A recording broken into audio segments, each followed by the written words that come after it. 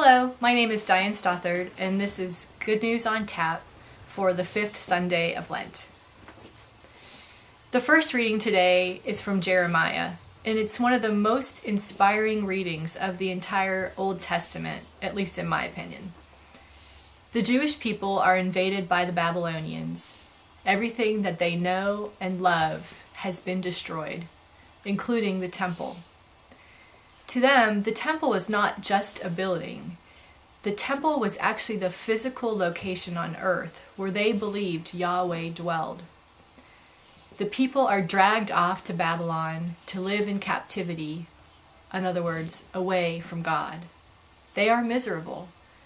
They think that their life as they knew it is over. They think Yahweh has abandoned them.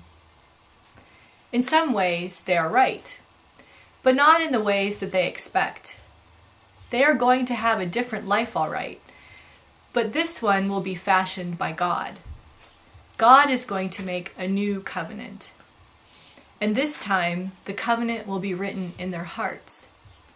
Unlike the temple, this covenant can never be destroyed.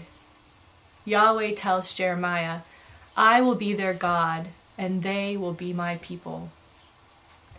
Out of the destruction of Jerusalem, out of the destruction of the temple, out of the destruction of all they knew, or all they thought they knew, God makes something new and something even better.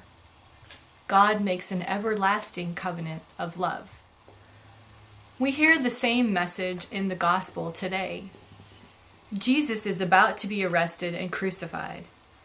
From the perspective of the onlookers, these events would seem to be horrible and disastrous, just like the destruction of the temple in Jeremiah's time.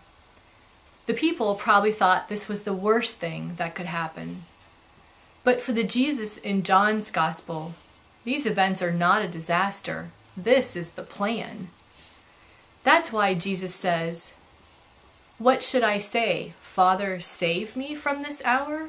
Of course not. When Jesus finally gets to the moment when God's plan is going to be fulfilled, when God is going to be glorified, should he back out? No. For John's Jesus, this is the best part. This is the highlight of his earthly life. Jesus is going to be the new Passover lamb.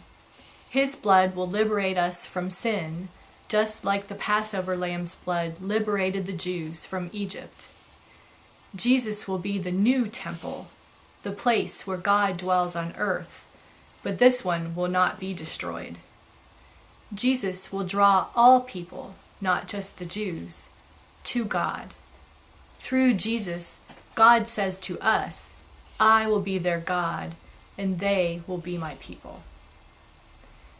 Take a moment to think about what it means to be chosen by God. It is an awesome responsibility, but it's also an exciting opportunity. What do you think you might do differently this week if you were to keep in mind that you have been chosen by God? And that's Good News on Tap for the 5th Sunday of Lent.